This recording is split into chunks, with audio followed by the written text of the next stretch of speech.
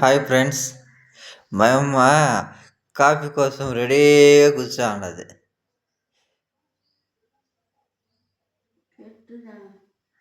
చూడు చూడండి friends,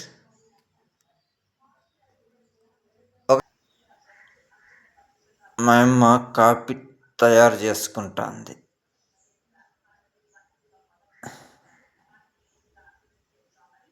okay friends,